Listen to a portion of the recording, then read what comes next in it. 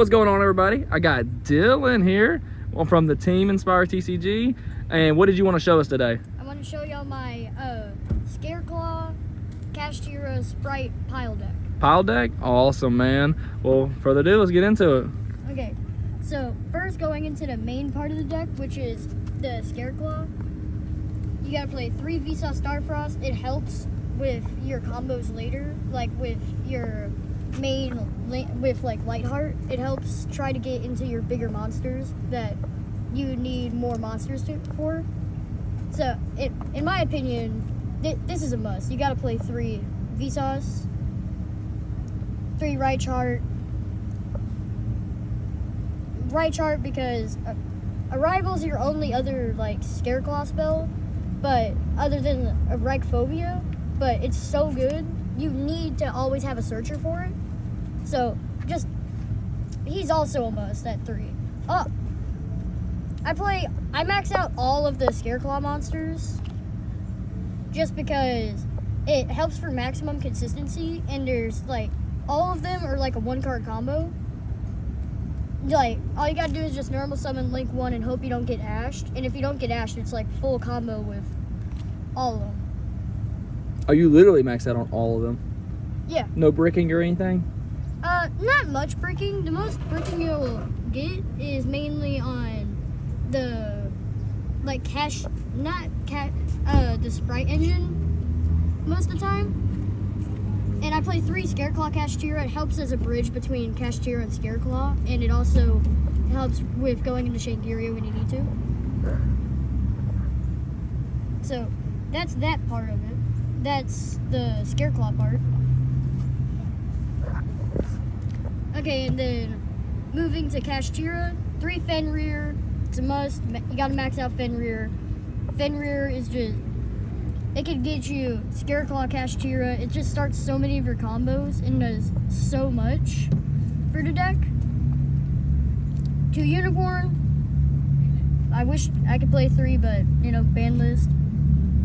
Helps a lot with combos and getting to Ogre. And Kashtira Ogre helps get your preparations, and also is very valuable when trying to get information on your opponent and what they're trying to play.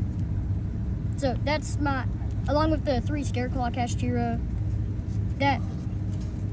that's my Kashtira engine.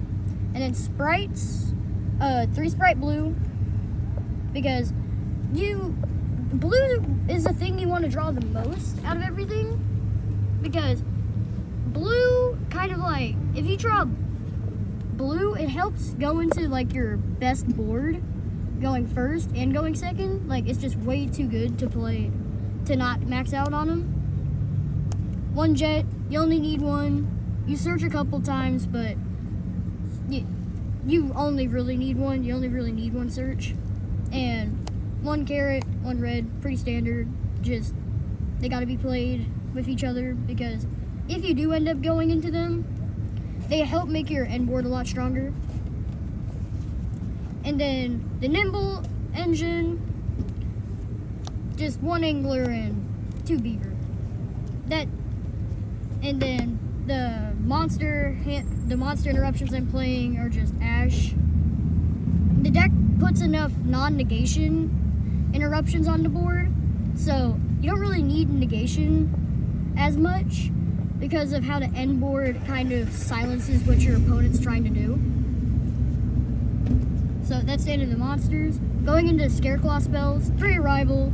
It's amazing even when you draw it. 2 Right Phobia.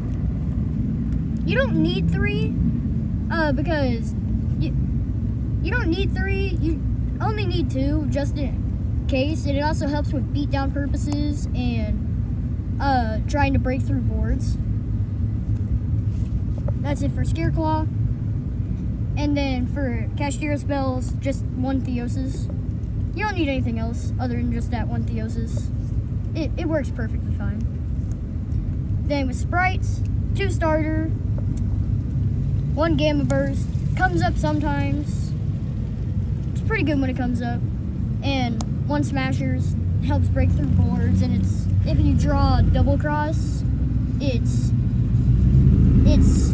still pretty good, because it could work on your opponent's turn too.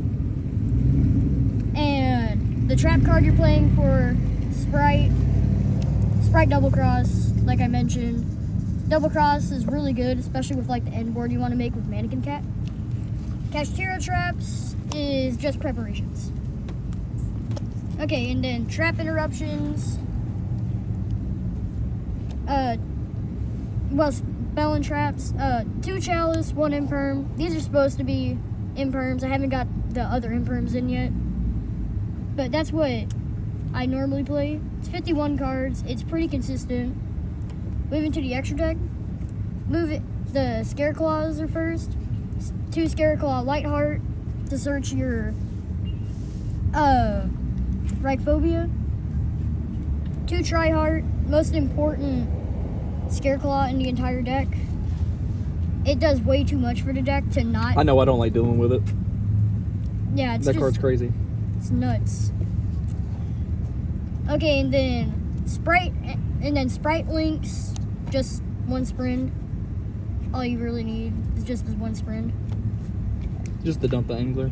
Yeah, just to dump the angler, and then it just starts all your combos. Okay, and then all the rest of your links, Donner, Dark the Dark Charmer.